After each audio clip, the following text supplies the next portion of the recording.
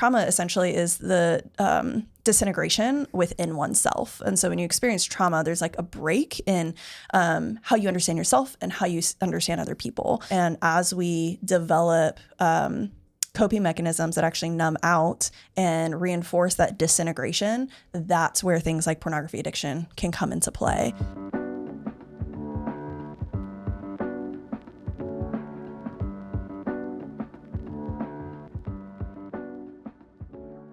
We are here today with Red Light Rebellion. I'm so excited to get to have this conversation with both of you. I'm so excited for our fighters to get to hear this. We have known of the two of you for quite a long time. Many moons ago, you did an awesome photo shoot for Fight the New Drug, and we've kind of kept tabs on you. So I'm so excited to share with our fighters today who you are, why you're part of this movement, what you're doing in this movement. Your work is so exciting. So would you start by introducing yourselves a little bit and the work that you do at Red Light Rebellion?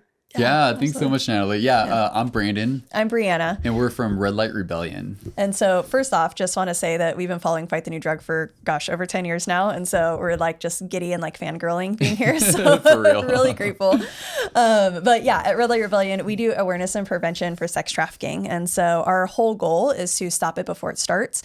And we kind of joke that we want to do like world domination for awareness and prevention because no kid should ever have to experience exploitation again.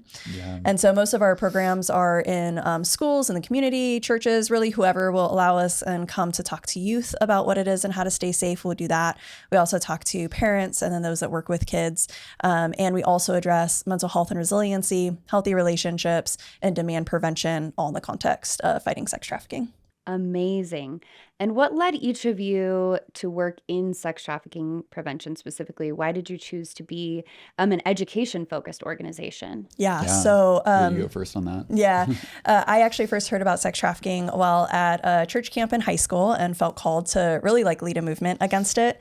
Didn't know what to do about that. And then 6 months later, found out my church was helping launch the first aftercare program in Arizona for girls coming out of sex trafficking. So I just started like getting involved, going into meetings, learned about how the average age of entry is only 13 years old. And that I just took very personally. Like I was in high school, my little brother was in junior high. I'm like, man, like me and my friends, my little brother and his friends were the targets for this. And so we should know what this is and how to stay safe. And at the time, there really weren't many people that knew sex trafficking was like a domestic issue in the United States, let alone were in the schools doing education on it. And so my senior year of high school, I got like family, friends, mentors together, and we actually started Red Light Rebellion's first program. And the thought with being education focused and prevention driven is like, yeah, we can arrest the pimps and we can recover the victims, but there's just this like cycle of just going and finding more victims. And so if we can actually stop young people from being vulnerable to sex trafficking in the first place, we can actually cut this off completely. And so that's really our goal in it. Yeah. And I kind of just got here on accident, honestly. I wasn't planning on doing anything like this. But for me, having grown up like pretty much everyone else that's grown up in a post-internet world, having struggled with pornography and it having negative impacts on my life, I got to the point where I started really engaging my story about my early 20s and had started going to counseling and therapy. And at this one point, I remember looking at the counselor and saying, like, I'm going to do something to break the hold that pornography has on people. And at that time, I was just like, oh, man, how do I even do that? Do I just walk up to dudes on the street and be like, hey, man, what's your browser history been like? Like, what are you doing late at night? And I was like, that's kind of weird. So, I don't know what I'm going to do with this yet. And then so probably it was a year after we got married. Mm-hmm. Breanna had already started Red Light Rebellion. She was already doing classroom presentations with some other friends for Red Light Rebellion. And I think, you just kind of came to me and you were like, hey, would you be interested in like talking about the demand prevention side and like sharing your story too with a bunch of high schoolers? And I was like, oh, that sounds crazy. I've never done something like that before. And so, I did the first presentation and it was like 4 ninth grade classes all back to back. And first time ever publicly sharing a story. And so it actually went really well. Mm-hmm. So since then, that's kind of been what got me in the door. And since then, I'm now full-time and have been for a while. Mm-hmm. It's been really cool, especially with that piece of it, just to bring, just because there's so much shame in this topic. And so one thing that we're really passionate about is one of our big messages and mantras at Red Light Rebellion is your past does not define you with a lot of our programming. And so we see it just resonating really deeply with a lot of students. Well, we are also very anti-shame, and we're also passionate about that. It's one of the things that we love about the work you guys are doing. While we're here, Brandon, will you talk a little bit about how your struggle with pornography impacted your life, and what are you sharing when you speak to these young people about this piece of your story? What are you sharing with them, just for our listeners to get a lens, a look at that aspect of your life? Totally. Yeah. And so as far as the impact, I think we had 4 or 5 hours to talk about that because, that's how long it takes to for sure unpack all of that. Yeah, we do actually. This is a super long podcast. Great. It's long form content out here. It's totally. But yeah, it really, so for me, the story that I share with students is talking about in my early 20s, I got to the place with pornography where it was, for me, I got to the point where I was out of control with it. And it wasn't, I've had other friends and guys that were actually using it more frequently than I even was.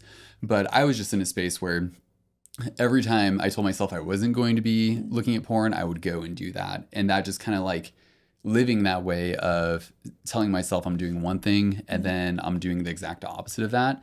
After just living like that for so long, when you look yourself in the mirror, you kind of like realize that you're completely full of crap, and there's just like a deep sense of shame associated with that. And so over this specific year, it just kind of like spiraled out of control for me. And I was getting to the point where I was just contemplating ending everything and just deleting myself. And throughout that process, I finally got to a point where I was like, okay, something needs to change with this. There's a lot that was going on, but really took a step back and was like, okay, I've got 2 directions in front of me. I can keep going down this path of just ignoring and trying to avoid all of the issues and feelings coming up, or I can try and engage it and look at, with students, we talk about the difference between coping and dealing. Coping being numbing out and just trying to escape the pain, where dealing is facing it head on. And in this little moment, I was like, okay, let's go that direction and see what it looks like. And throughout that process, realized that I needed to expose a lot of what was happening. And so for me, it had actually, I started tracing back the pornography usage. And so it had started when, traced it back to as early as 4th grade for me. That had actually stemmed from instances of sexual abuse from when I was younger that kind of spread throughout some other kids and then turned into the pornography addiction. And we all just kind of went our own separate ways. And so that was something that growing up my whole life, I was like, I'm literally never telling anyone about this. This is weird. I just need to make sure everyone just knows how happy I am. And so in going down that path towards dealing, I was like, man, okay, I have to bring this out into the light. And so went through a process of just sharing it with pretty much everyone that was a support person for me: mom, dad, sister, other family members, friends, pastors, mentors, and really just did everything I could to bring it into the light. And found myself still struggling after that, and really started going down. It was oh man, I just did all this work and I'm still not good enough, and just found myself constantly in this feedback loop of trying to put effort in to prove that I could be good enough, to not be dirty or perverted, and constantly failing at it. And so that started as early as I could really remember and went all the way through kind of early mid-20s. And so the negative effects that's had even on, I think one thing that we both learned a lot about when went through a therapy program dealing with the addiction side and the betrayal side, was just the concept of attachment theory, and just recognizing that a lot of how I naturally approach relationships or actually just avoid them is a lot of my issue that I'm approaching things in an unhealthy way. And so even with pornography, it just fueled so much of me not being able to have the kinds of relationships that I want and just feeling really alone a lot of the time and not having the skills to be able to reach out for help or even be able to meet my own needs. And I think that's one big thing that I've really loved about recovery is that it's really I was definitely the kid in high school that was like, yeah, no limits, like I'm gonna run faster and farther than everyone else and just do more. Sleep when I die. And recovery's really forced me to recognize that like I actually am a human being and I do have to eat on a regular basis and sleep and now I can only like go so long without like doing physical activity. And so there's been a lot of negative impacts for sure. And even so negative impacts even beyond like relationship, it did impact like your lifestyle and your mental health and like all of those dynamics that felt like when one area that's so significant feels out of control, like every area of life feels out of control. And so it's hard to just like manage and have normal routines and all of that kind of stuff. And so but getting that locked down actually helped you so much with like sobriety and recovery and those kinds of things. Totally. And I think one massive thing too that I've recognized as I've been more so in long-term recovery is just like how distracted I was all the time and how many things I was wanting to do, how many projects that like were really exciting that I just never got to because I was consumed with porn. And it really sucks to live that way. And I'm just really glad to not live that way anymore, honestly. Yeah, thank you for sharing all of that. I think there are so many pieces of your experience that so many people could relate to and have also experienced. But often there is so much shame around this that I think people don't know that. Often they feel like they're the only ones going through this or feel really alone in the struggle. So thank you for sharing that so openly. If you're both able to speak a little bit to really what this looked like in your relationship and what your roles were throughout this recovery process within the relationship and how this experience shaped your relationship. I think that's also a piece of this many people could relate to, or it would be helpful to hear your perspectives or advice on. Yeah, definitely. I think for me, what was interesting is I had studied like the harmful effects of pornography since like junior high school. I was just like a weird kid in that way. And so I understood like addiction. I knew that like in a relationship, like your partner looking at porn wasn't about you, like it was about them. And so like conceptually, like I understood a lot of those things. And so when Brandon and I got together, he was like so open about his struggle. Like it wasn't like he was hiding and lying. Like I didn't have like a D-Day, like a lot of women where like they call it the discovery day, where they find out like they feel like their whole relationship's a lie. They didn't know this. Brandon was always open and honest. Yeah, that was something that I was like, man, whoever I date, because I had gone to counseling and went through that process before I'd even met Breanna. And so I was like, man, I like for sure have to be upfront that this is a thing. Yeah. And so I thought like, but knowing all of those things didn't save us from the pain and trauma. Didn't work addiction. as well as we'd hoped. Yeah. And so I think for me, it took a long time too. Like it wasn't until the first session that I went to for group therapy. It was more of like an educational session. So like we're sitting in a room with like a couple dozen other like men that are like addicted to porn and, women that have been betrayed sexually by their partner. And I remember them saying that an addiction is actually an emotional intimacy disorder. And as soon as they said that, I knew exactly what they meant. And it hit me to the core where I was like, oh my goodness, this is where all the pain is coming from. Because when Brandon would like act out and disclose what had happened, and he was able to be emotionally available for my hurt and my pain and help process that with me, like I was able to like bounce back, for lack of a better term, a lot better than when he would disclose. And he was still being honest, but when he wasn't in a place to be able to be emotionally available for my pain, that's where like that sense of betrayal, abandonment, loneliness, emotional neglect, like all of those things just like really reared their ugly heads. And so then going into that therapy program, I just saw the full gamut of the impact on relationships too. Like I was in, like the room with women as they're having like panic attacks about it. I was I know women that have developed cancer because of the stress that their body was under, had to have tumors removed, hair loss, extreme weight loss and weight gain, not being able to sleep and insomnia and depression, not being able to get out of bed, like all these things. And like I experience elements of like those things as well. So I think when you have someone that is experiencing that level of trauma, which clinically is PTSD, even though they call it like betrayal trauma, PTSD is ultimately like what it is. We know about 72% of women that have been sexually betrayed develop betrayal trauma, and so in that form of PTSD. And so having experienced that and watching so many others experience it, it's like, man, we're also trying to, like, as the betrayed partner, manage all of the chaos that's happening in our own hearts and minds and all of that, let alone navigate that like with a partner that just inherently with the addiction doesn't necessarily have built in the skill sets to be able to connect emotionally with like another person, even outside of like addiction and conflict, let alone when there's conflict and addiction because of the hurtful and harmful behaviors that they're engaging with, if that makes sense. Yeah. And because they're acting like a child throughout it too. Yeah. Yeah.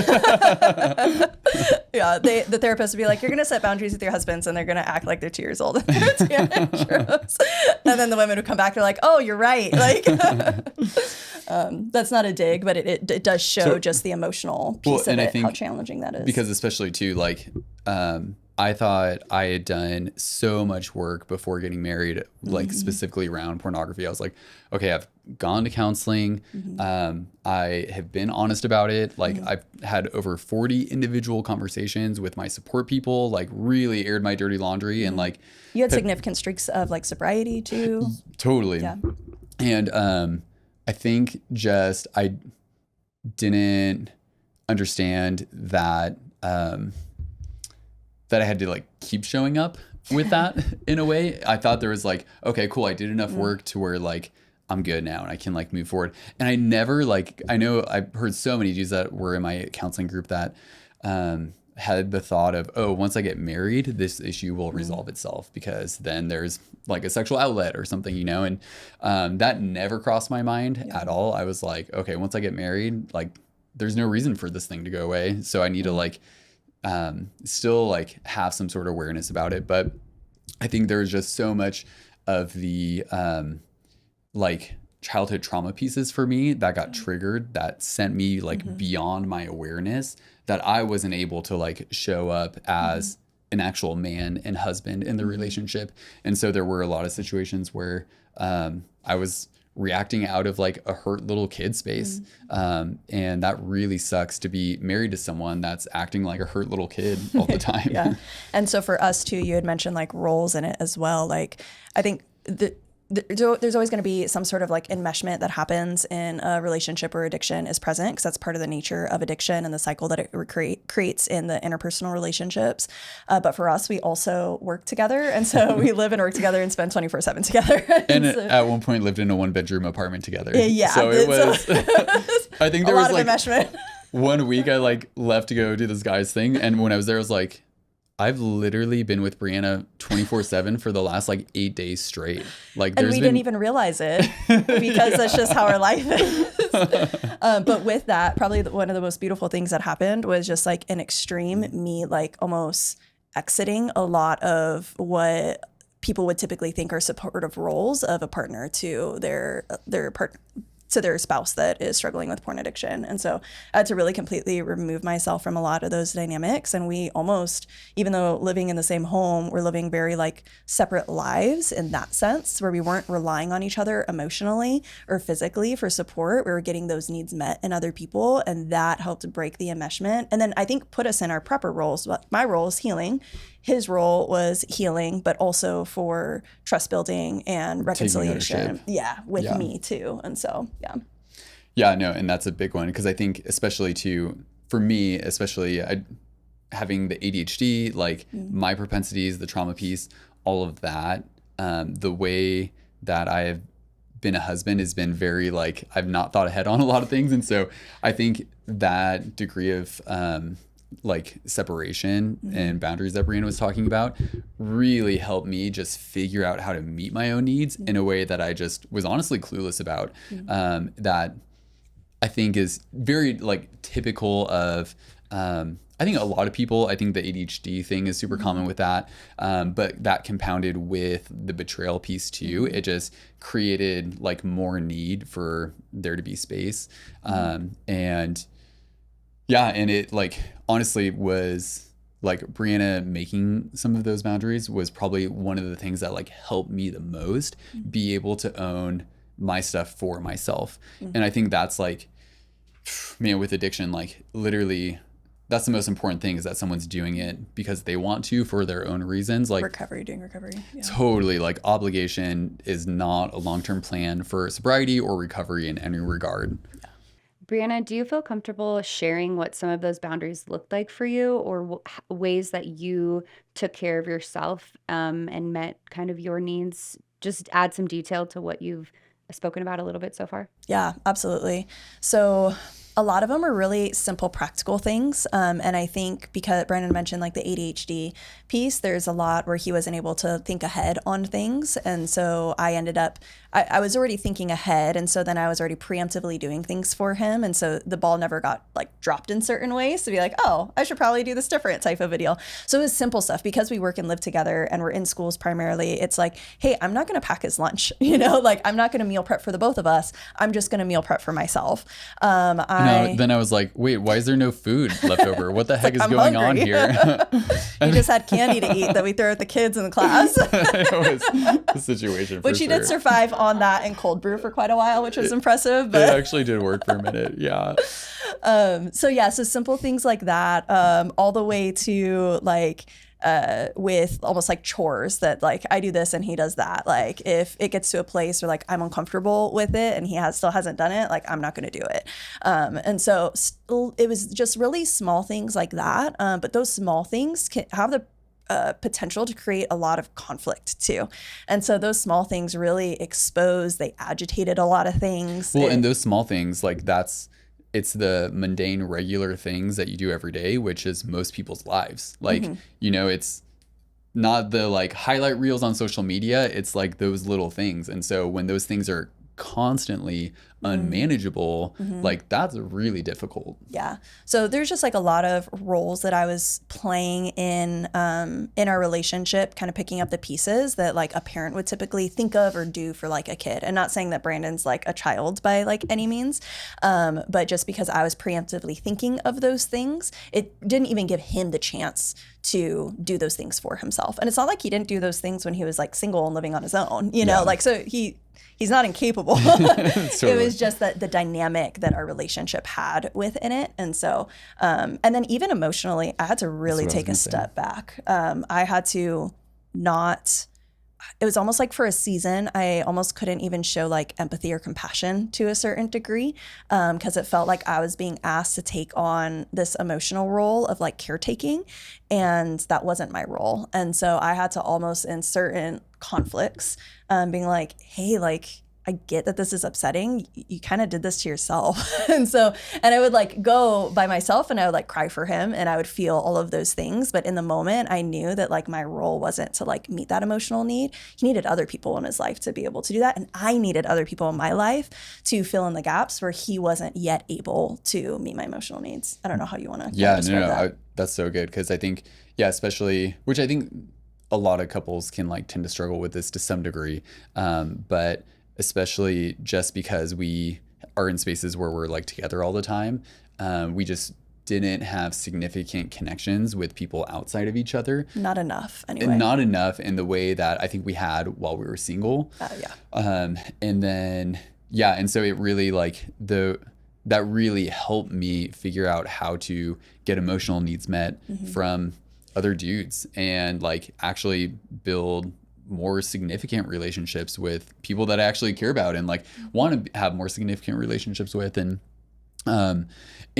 have like just a level of maturity, because man, the addiction, that is like one big piece too, is it really just limited my like emotional maturity in a lot of ways, where like even when I'm disclosing that I had slips, I'm like not able to be present for Breanna at all. And I was, just really emotional myself and like wanting like care for myself, because I'm like covered in shame and all that stuff. And and just not, I didn't understand what my role was early on. And I think one big thing too, that a lot of these that I went through the therapy group with, like, had this experience too, but is that they use their wives as their accountability. And that's like literally so unfair to the wives, because they like shouldn't have to bear the burden of like an addict's, like in this situation, or husband if it's a wife that's struggling, like but the partner like shouldn't have to bear the burden of like being the accountability. Like the addict should be the one that's taking responsibility and saying, hey, I'm putting these accountability pieces in place, and this is what it looks like. What information would be helpful to you? What do you want to know? Like what would make you feel safe and secure as I'm like trying to recover and rebuild trust, you know? And the low-hanging fruit that I took was just like, hey, can you like make me feel better now after I slipped, you know? And it's just like, feels gross. It's really unfair, honestly. Yeah. Yeah. And I also too, what I had to learn was that boundaries weren't things that I demanded of him. They were things that like I could control. And so instead of being like, oh, you need to do this, that, and the other, like that's not a boundary. I can make a request. And so what I started to do was be specific in my requests, that specific things I needed. They were very practical and straightforward. Like this is what it looks like for me, things that I need to rebuild safety and reconciliation between the two of us and rebuild trust. And then if you don't engage that, this is what I'm going to do. And that could be like an emotional decision that I make. That could be a practical thing that happens. But it was really learning like, okay, what are my options in this? And then also knowing that like, I had to be able to live with the consequences of my boundaries too. And if I wasn't ready to live with the consequence of my boundary, like I couldn't threaten like, oh, if you don't get sober, I'm going to divorce you. If I actually didn't want a divorce and didn't, you know, like want to do that, I can't threaten that if I'm not willing to like carry it out. And so that was definitely something that like I had to learn too. And it's been a lot of trial and error and figuring out. You got really good at all those things. At the boundaries. Thanks. Yeah. And I think one note on boundaries too is that one thing that was helpful for me to learn about them is that like you said, it's something that someone puts on themselves, but then also the point of a boundary is to enhance and create connection, not to like sever connection. And I think that's where, especially early on, I was like really confused about that, because I was like, oh, okay, I guess you don't want to be connected if like this is what the boundary is. And realizing now like, okay, a lot of those things actually help put me in a situation to show up and like be more of an adult in a lot of ways, to where like we can actually have connection now. Yeah, that's so well said. And I think you both touched on so many things that I think are such an important part of this conversation. Often when we talk about pornography's impact on relationships, I think we get really hung up on the pornography specifically and not all of the other pieces of the relationship that both pornography can negatively impact, but also that, you know, working on those pieces of the relationship can help combat this struggle with pornography. So I'm curious, I would love to hear both of your perspective. What advice would you give to someone who maybe suspects their partner is struggling with a porn addiction or habit, or knows that their partner is struggling? What advice would you give? Good question. Actually, I'll let you go first on that. First, it's not about you. The porn viewing, porn addiction, compulsion, whatever it is, like it is all, like Brandon was just talking about, it's all the emotional turmoil within themselves. And that is their coping mechanism. That's the way that they're handling their emotions and the mismanaging of those emotions.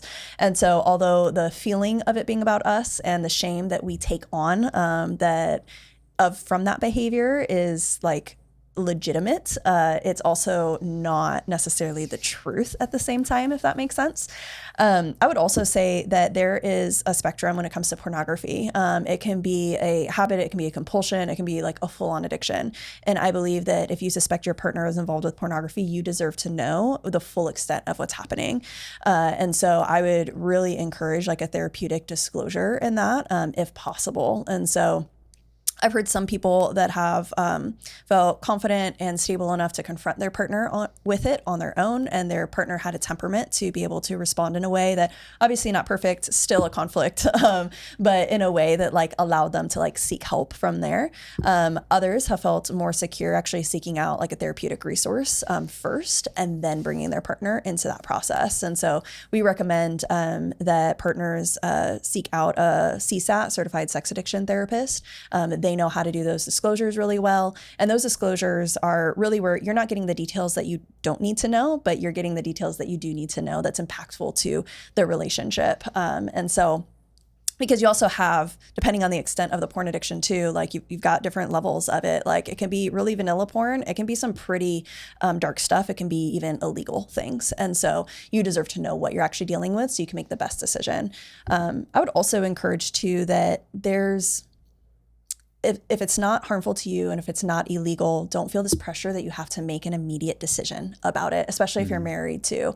I know that there's some therapists that encourage like, hey, for the first year, if it's not directly harmful to you and it's not illegal, then don't make any big decisions. Don't, like file for divorce right away or things like that. Seek out your healing, give him the opportunity to seek out his healing, do that like actually separately in the sense of like you're not doing it for each other, but you have your own tracks of healing and recovery so that you can, because either way, you have a choice for healing, whether or not that relationship stays intact. That's the journey. And so if there is desire for that person, then give yourself that freedom. Don't worry about other people's judgment on it.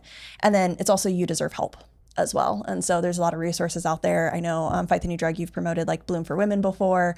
There's CSATs, there's 12 steps if you can't afford like an actual full-on therapy. I have one friend, she did the group therapy that we were in, a lot of very intensive therapeutic like betrayal trauma recovery.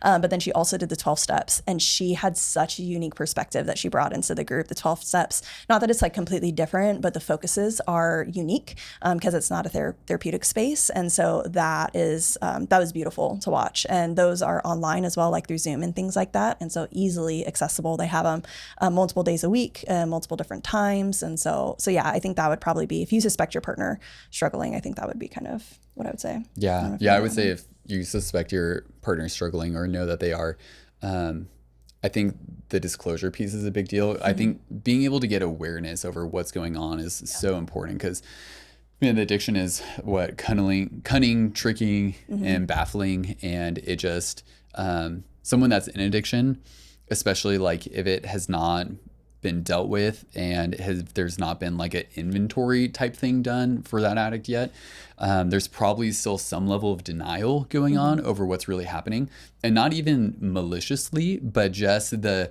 denial over like, man, I want to be a good person so bad that like I have to change reality a little bit so that like I'm not completely like crushed by shame, which we can have a lot of empathy for that. But what happens is with that in reality, it can be pretty manipulative too. And so being able to like have some sort of like inventory and disclosure so you know what's happening, I think is a really big first step. Because if your partner is anything like Brandon and is a good-hearted, genuine like man, then they're going to be as honest as they know how to be. But addicts don't necessarily know how to be honest, and so you might get multiple disclosures. You might get, you might feel like you're being lied to when in reality, like Brandon's saying, they're doing the best that they can, but it's not necessarily like what the partner needs itself. Totally. Yeah.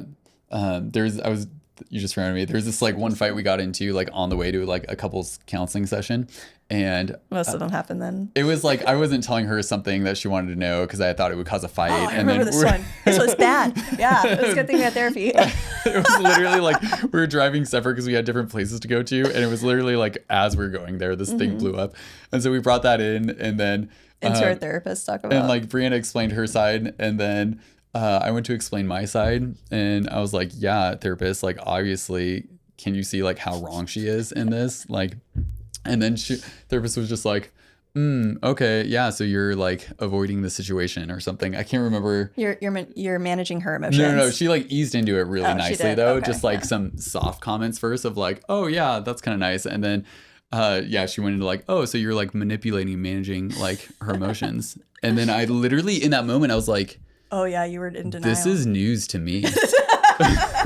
This is like new information I'm we're right like, now omitting receiving. The truth is a lie. And I'm not lying. Like it was so totally. And so like with that, there's like addiction brings a certain level of like falseness that they legitimately cannot see. Yeah. And so I think like for partners struggling with like figuring out what to do with their addict, it's just like it's a bear, but I think if the addict is willing to take the steps, there for sure is 1000% hope. And even if they're saying they're not willing to take the steps in a moment, like it might be the emotion coming up, but, you know, if there's like consistent behavior or like even desire towards it, there is definitely a path for healing. Yeah. Brandon, for someone who is struggling but is maybe afraid to reach out for help, do you have any advice that you would give to them? Yeah, good question. Man, I'm even just like thinking about being in that space myself, having had been in that space myself for so long, and just thinking about those moments of feeling alone and like so dirty and just gross and perverted, and like there's nothing I can do to get better. No one's gonna understand. No one's gonna actually be able to like, if anyone finds out, like that I'll actually die, or like it's just such an intense like this secret is survival, and that's definitely a space that I lived in, and I think what I've come to learn at this point is that true strength is in vulnerability, and it is not comfortable by any means, but it's like reaching out for support is a lot less uncomfortable than dealing with the repercussions of the addiction and that loneliness. I 1000% would choose that any day, like the discomfort of like having to be honest about something that's like awkward or uncomfortable. And man, I even like back to when I did share like initially with all those support people in my life, it was interesting because I just was really unsure. Like I remember when I first started reaching out for support, I didn't know like literally how to go about it. So those initial conversations, I would just type a text message out, and then I'd be like, oh my gosh, am I going to send this? Like, and it would just say like, hey, I want to talk to you later about something. And because my thought was like, okay, if I send that, then they're going to ask about it later, and there's literally no going back. And so I would like stress out and like hear the clock ticking in my head as I'm looking at this text message. And then I would like send it and chuck my phone. And I was like, oh my gosh, there's no going back. It was like such a big deal. I remember driving to some of those conversations and just like, is there any way I can get out of this right now? Like, please, God, I hope I get in a car accident or something. Like, it was just like so freaking scary though, you know, just to like, and those I was so awkward in those conversations. I didn't really know like even what to say or how to say it, but every single person met me with so much compassion and grace, and like it always landed in a place of like, hey, like I'm here for you. Like, can I help you at all? Like, is there anything you need? And that's like, man, and now I realize I wasn't giving people the chance to show up for me in the ways that they're actually capable of. And I think there's a lot of really good people out there that really want to support their friends, that I think myself and I think a lot of other addicts or people struggling would be surprised at how willing their support people are to help them. Yeah, that's so well said. And I think a good reminder for anyone too, if they really don't feel like they have someone in their own life, there is always the option of a counselor or a therapist or clinical support of someone who maybe that feels safer for some people, but just a reminder is that there's always an option of being able to reach out to someone. You both kind of touched on this earlier, but can you speak a little bit about the connection between childhood trauma and addiction, like particularly how unresolved trauma can lead to behaviors like substance abuse or porn addiction? Yeah.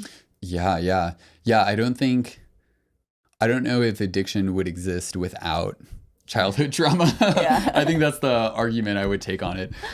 Just because, you know, addiction is not product of someone wanting something too much and they just like can't get enough of it type thing.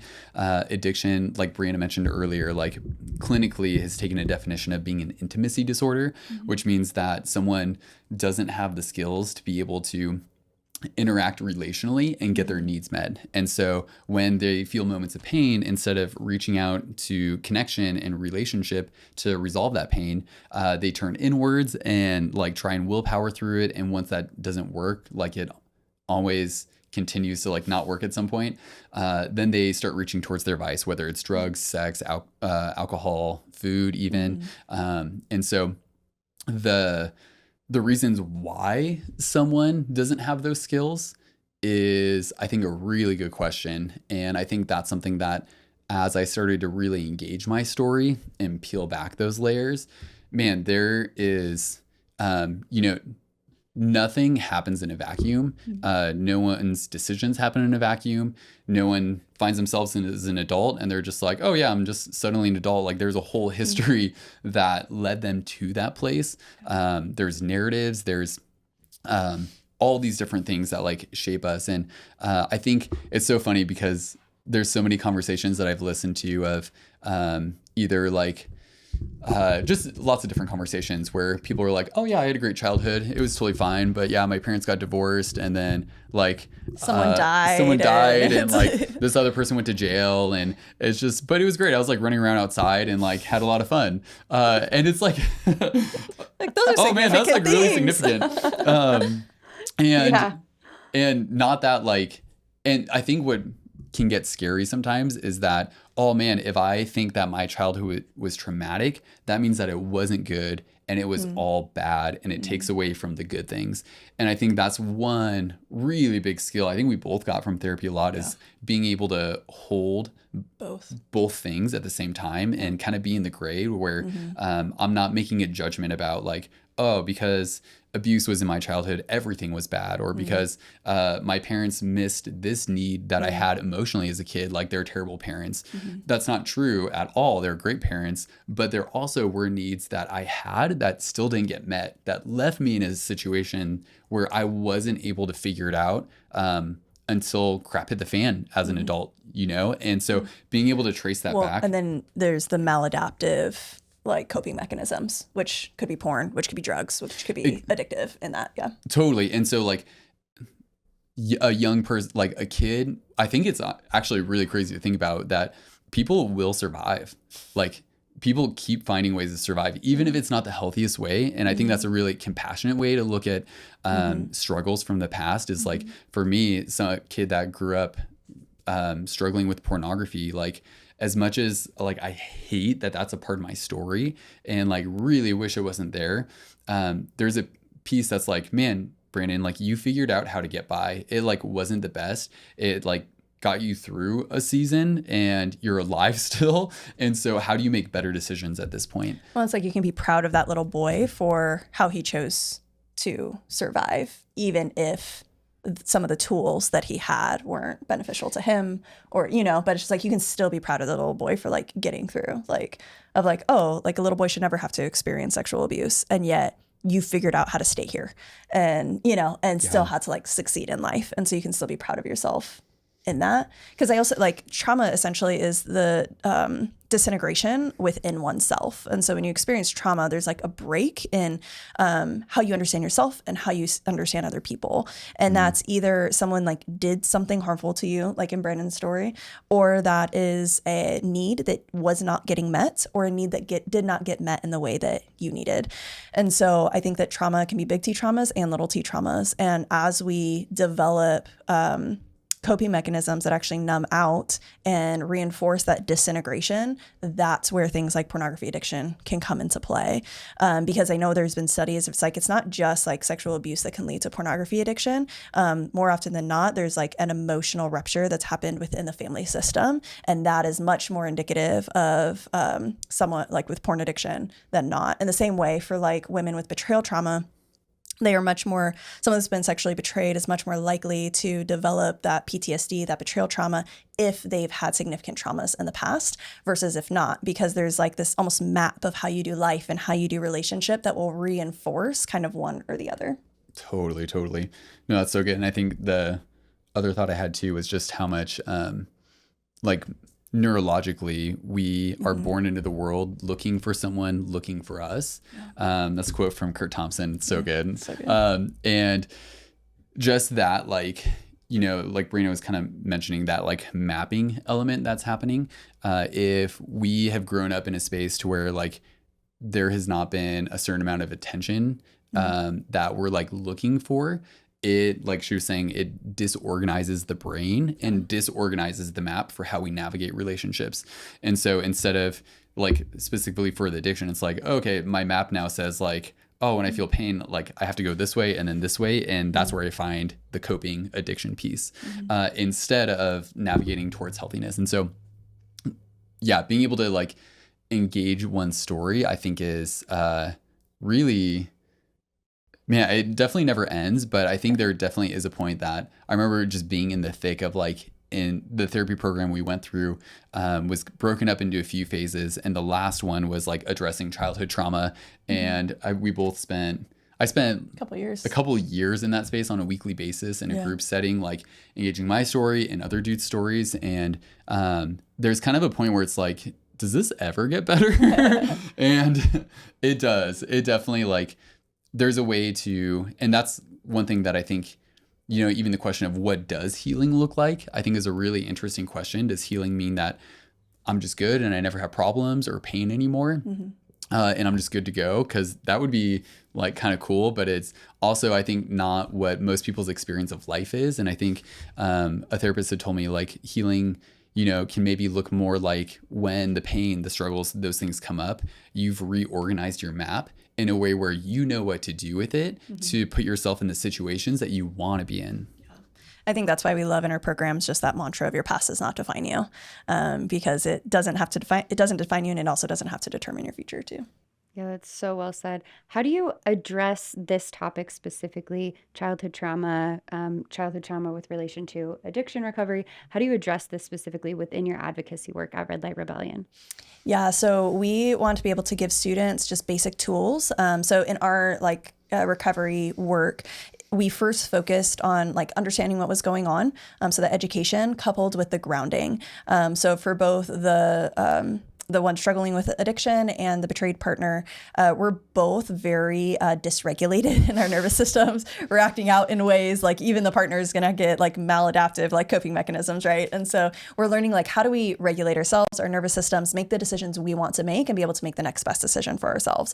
And so we try to give students like really simple tools for that of like, hey, let's identify some shame stories. Let's figure out what has happened in our lives. How did that make us feel? And then what is the truth behind that? The fact that you have intrinsic value, that you matter no matter what, that nothing anyone you can do to you, anything that you can do can ever change your value. And so what are now the stories, the narratives, the map that we can operate out of, knowing that that's true versus thinking that what we do and what others have done us has defined us. And so we try to give them just really simple tools like that or frameworks. And then it's like, who are the support people in your life? Because we can't do that on our own. Like as humans, we need one another. Like we're not these isolated silos, like just the way our brain works, like neurologically, like we know who we are based on the people around us. And so it's like, who are the support people that can help reinforce those affirmations to you? And so we try to give them that. And then we also encourage some of those next steps of like, hey, if you are struggling, here are resources. Do you need therapeutic resources? Do you maybe need an online community? Because maybe you're still plucking up the courage to talk to someone in real life, and maybe getting in an online community will, like help you first. With the addiction stuff, we always recommend Fight the New Drug, like Join Fortify, like all of those amazing tools.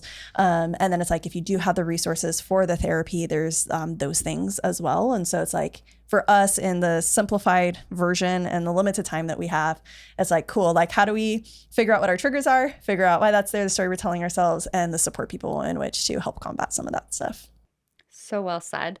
Obviously, you're interacting a lot with youth in your work. Can you explain how exposure to pornography at a young age grooms youth, both as potential buyers and also as victims of exploitation? Yeah, totally. Yeah, we're seeing, I think when we were in DC the other month, they were even saying there the average age of exposure to porn is between 8 and 11 years old right now. And so even just what that does to someone in their like cognitive prefrontal cortex, it like starts to diminish their ability to make moral decisions and like have a moral compass. And that compounded with like so many kids that are growing up on pornography, the desensitization, however you say that word, is thanks, is significant as well too.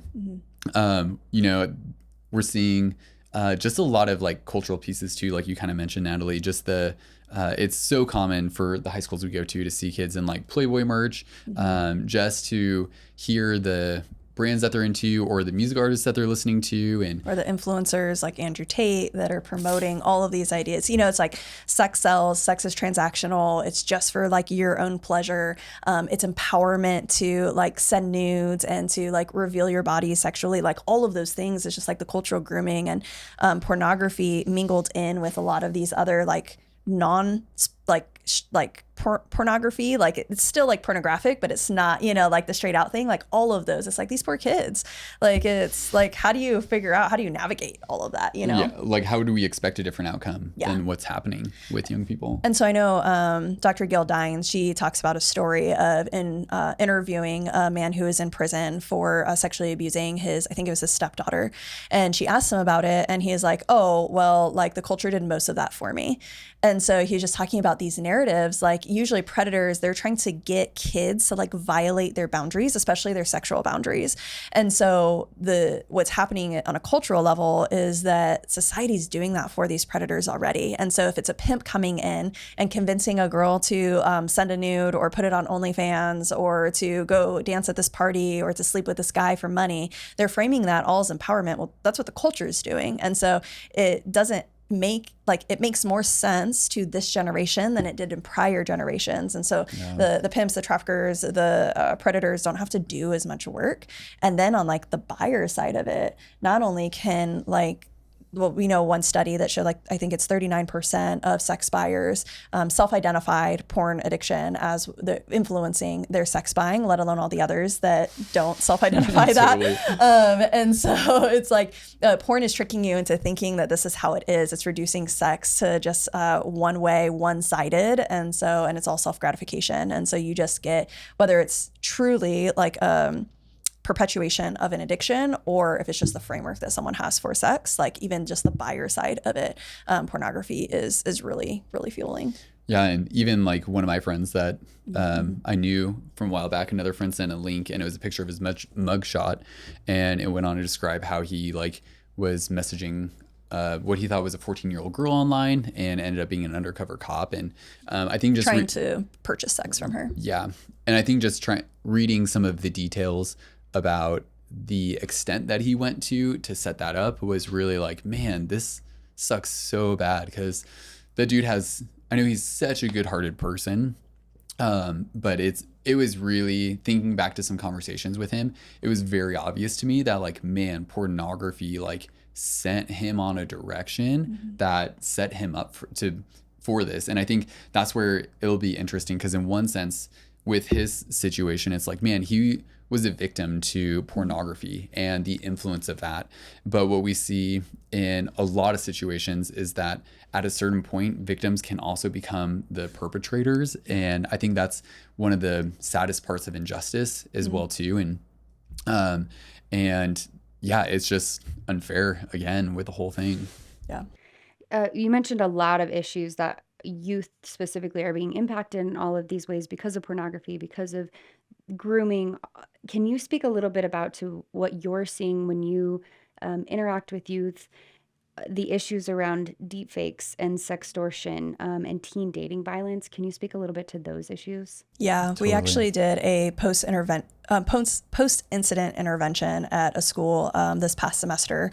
It was a middle school in a pretty decent like part of town, like very involved parents. And so not these like huge, you know, like what we would typically say is like high risk factors. And they were struggling so much with their kids leaking nudes of each other non-consensually. Law enforcement had to get involved in it. And then students creating deep fakes actually of themselves and passing it around.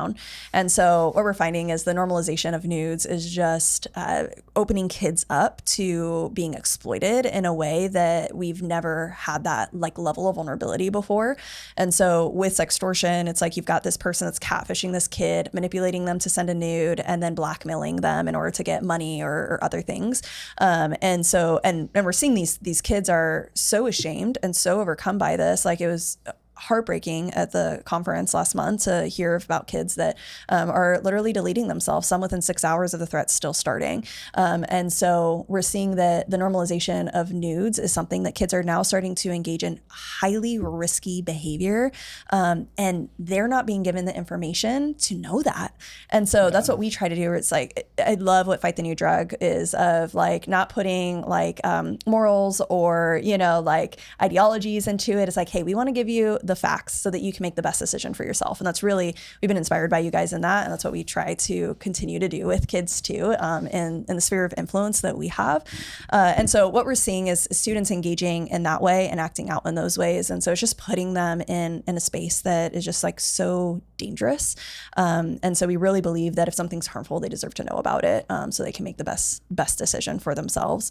And so in that situation, we had done trainings for the students to expose not just the dangers of passing the nudes, but also those cultural messages that students are receiving as well. So we talked about the normalization of pornography. We talked about like Andrew Tate and like what he's normalizing with all of it. And then we did a conversation with parents of like, hey, this is what's going on. This is, how we can hopefully keep our kids safe from all of that. Well said. And I think some people might be surprised to hear that that was at a middle school that happened. And I think it's just a good reminder that, kids are experiencing so much more, often so much younger than we as adults like to think that they are. And also, I think we should give them more credit. They're so much more capable often than we think they are as well. So to be able to give them the facts, to give them the information to make an informed decision, so many of them will if they have all of the information available to them. So I love the work that you're doing to help on these issues. How does Red Light Rebellion approach raising awareness and preventing trafficking in schools and communities? Yeah. So we talk about with students what it is, what it looks like, and how to stay safe. And so a lot of it, one of the probably bigger myths that I think we continue to bust is that sex trafficking happens through kidnapping, in the sense that the idea is like the movie Taken, where it's like a snatch and grab. Someone just literally out of nowhere steals someone and runs away with them.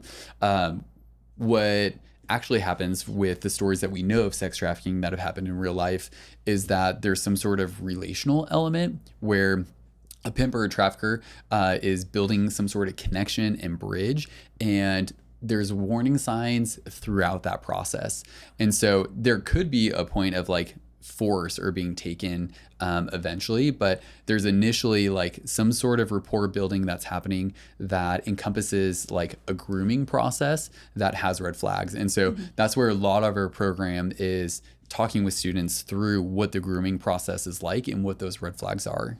Yeah, and so we really focus on that relational recruitment. And so our programs help 7th through 12th grade students know what sex trafficking is, what it looks like, how to stay safe, and then really addressing those underlying root vulnerabilities too, of the mental illness, the relationship dynamic, and then obviously like the demand prevention.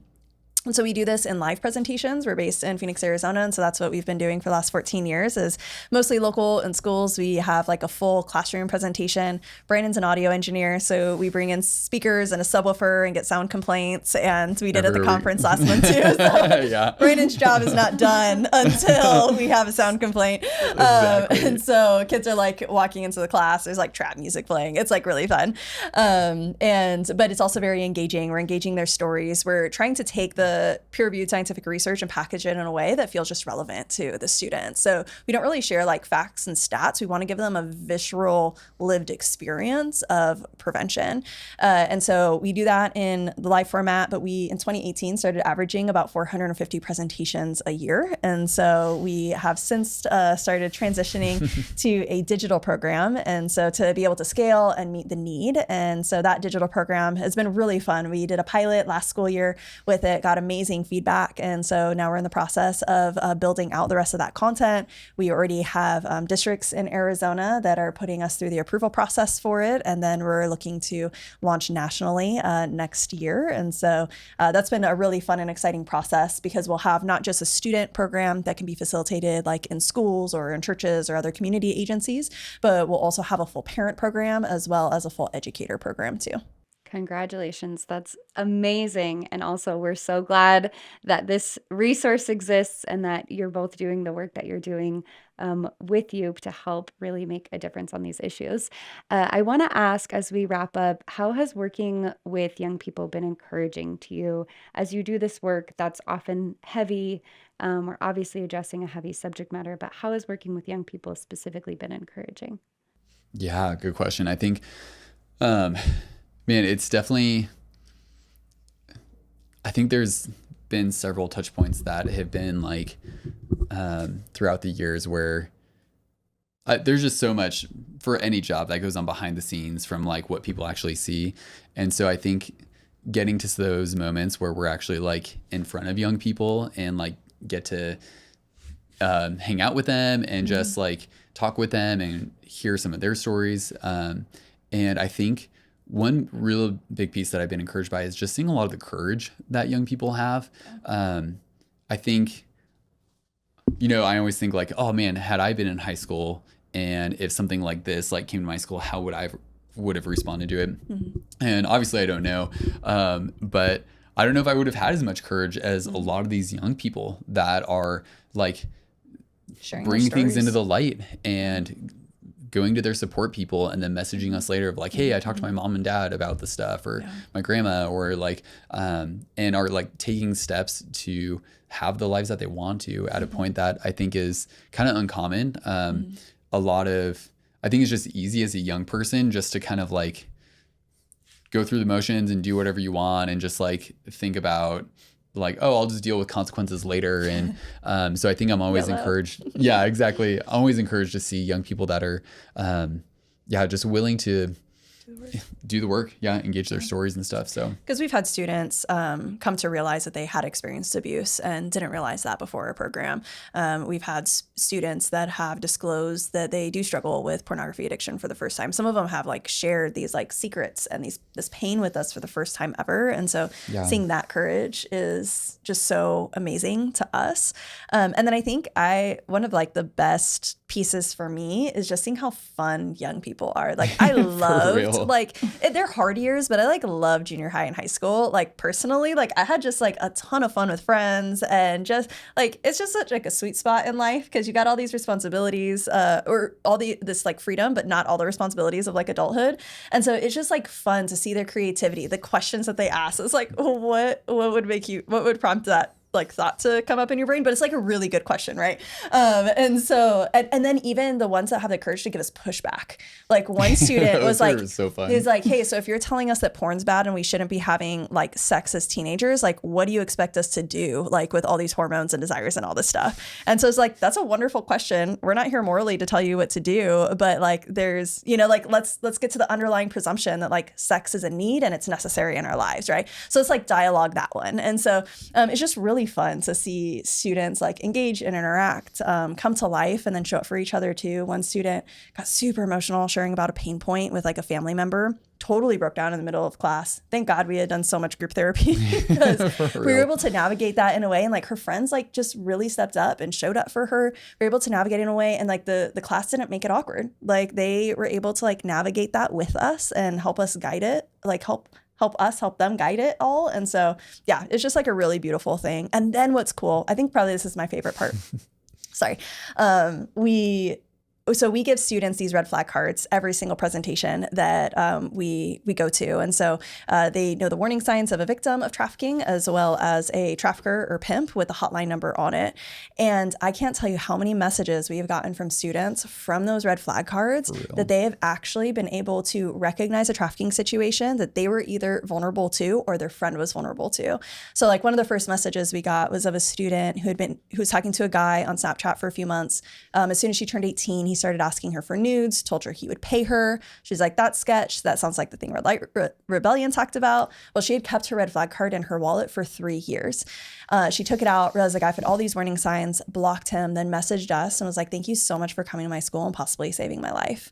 And she even admitted, she's like, I really didn't even pay attention like I should have probably, you know? So she was even like more of like a disengaged student, and which you always get those, and yet it still had such a huge impact. So I'm proud of her for that. But then we've also gotten stories from students. One student last year messaged us. He's like, hey, I still have my red flag card. I was able to recognize my friend was in a dangerous situation and help her get out of it because of the red flag card. And so it's just like, man, students are really stepping up to the plate. Another student, it wasn't a trafficking situation, but recognized that her friend was being groomed by a mutual friend's like father.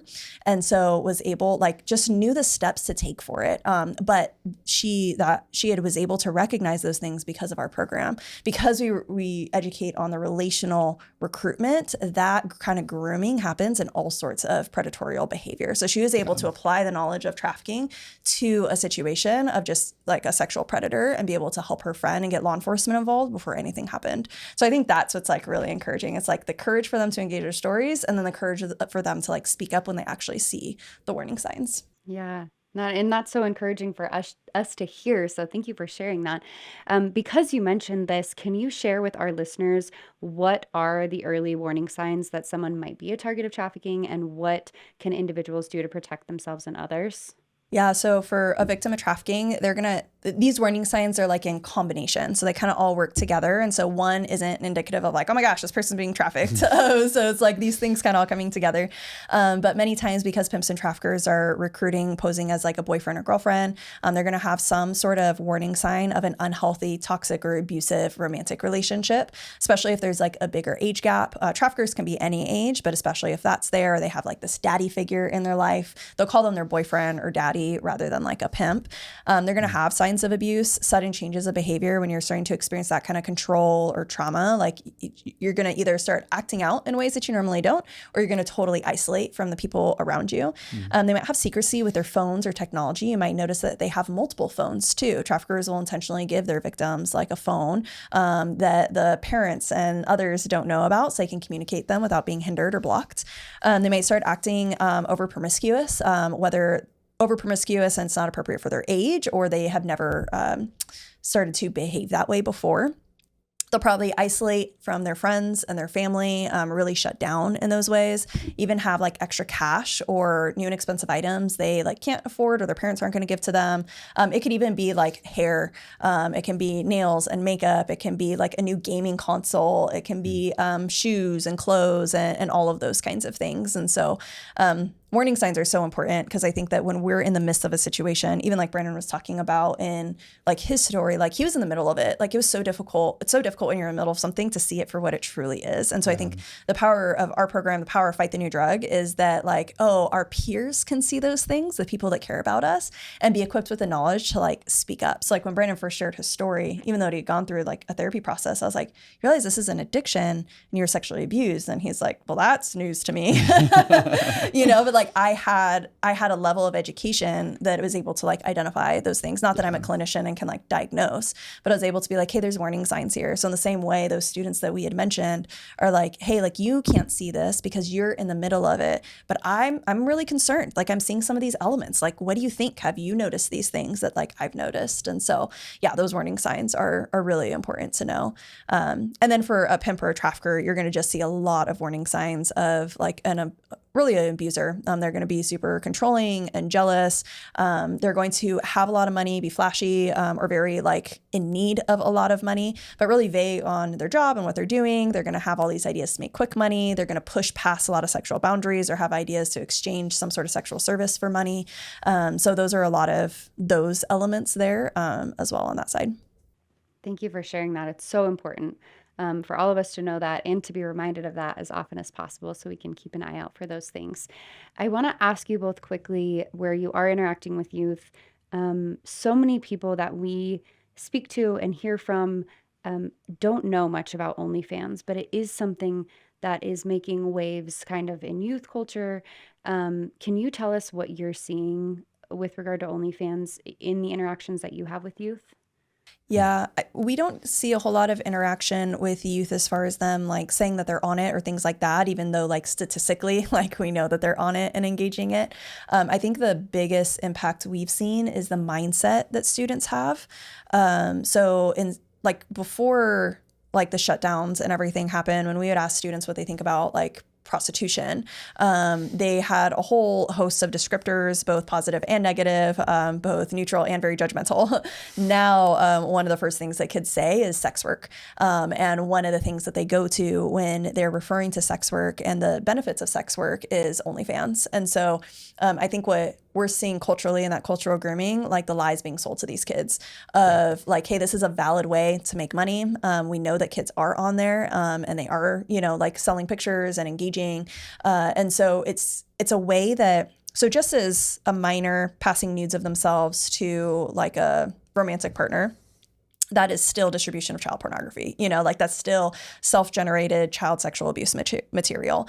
And so in the same way, that's OnlyFans as well. And so what's happening is OnlyFans is acting as like a pimp or a trafficker in that sense. They're the manager of all of those things. They're taking a cut of all of the money. They are controlling what's seen and what's not seen. I'm sure OnlyFans has its own algorithm. And so like it's really managing these kids. And yeah, and so I think that it's difficult because I think OnlyFans is really just the extension of nudes becoming normalized for young people. And what we try to communicate is like, hey, just because something's normal doesn't make it common.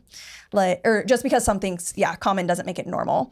And so like, yes, it might be common. A lot of people might be engaging these behaviors. First of all, it doesn't mean everyone is. It's only, even though it is a percentage of students, it's not the most, you know, it's not the majority. And so, but it doesn't make it normal. It's never been normal to create and distribute child sexual abuse material. And so wherever that's happening, something abnormal is happening. We just have to ask the question why. And so I think for us, it's really, how do we reshape? You guys do such a good job of this and we love. It's like, how do we reshape the attitudes and perceptions about these things so that the behavior then follows?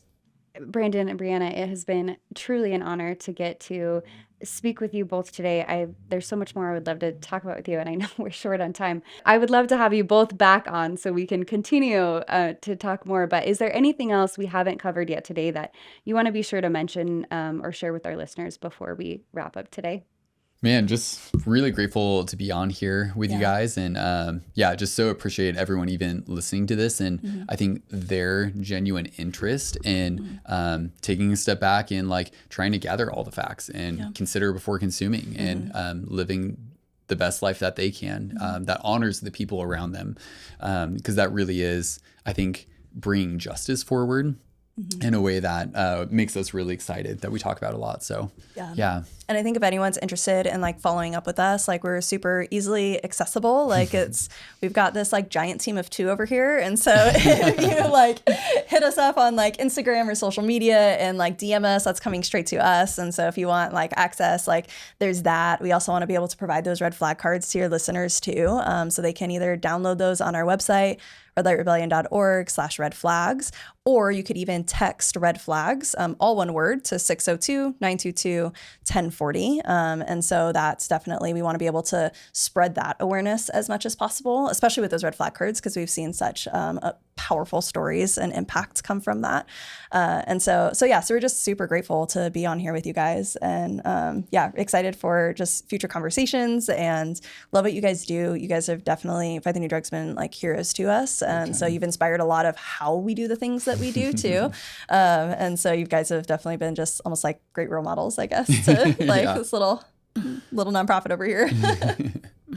Well, thank you both so much. We're so grateful for the work that you're doing.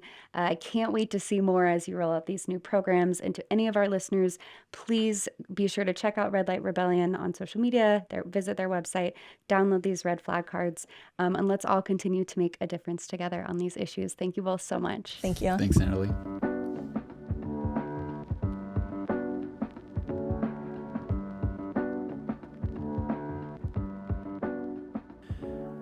Did you know that porn could be damaging your relationships? Episode 2 of our documentary series Brain Heart World, titled The Heart, explores how porn use affects intimacy, trust, and emotional connection between partners. We share real stories and cutting-edge research that reveal the hidden costs of consuming porn in today's digital age. Whether you're in a relationship or flying solo, this episode offers crucial insights on how to protect what matters most, your heart. Watch the Heart episode for free at ftnd.org/the heart. That's ftnd.org/the heart. Hey parents, navigating the digital world with your kids can be tough, but it doesn't have to be. Introducing the Raise app, your free guide to confident parenting in the digital age. Raise helps you manage screen time, tackle cyberbullying, and protect your kids from online predators. With expert advice, engaging family challenges, a handy goal tracking feature, and more, Raise is here to help support you every step of the way. Download the Raise app today at ftnd.org/raise and start building a safer digital future for your family. That's ftnd.org/raise. Thanks for joining us on this episode of Consider Before Consuming. Consider Before Consuming is brought to you by Fight the New Drug. Fight the New Drug is a non-religious and a non-legislative organization that exists to provide individuals the opportunity to make an informed decision regarding pornography by raising awareness on its harmful effects, using only science, facts, and personal accounts. Check out the episode notes for resources mentioned in this episode. If you find this podcast helpful, consider subscribing and leaving a review. Consider Before Consuming is made possible by listeners like you. If you'd like to support Consider Before Consuming, you can make a one-time or recurring donation of any amount at ftnd.org/support. That's ftnd.org/support. Thanks again for listening. We invite you to increase your self-awareness, look both ways, check your blind spots, and consider before consuming.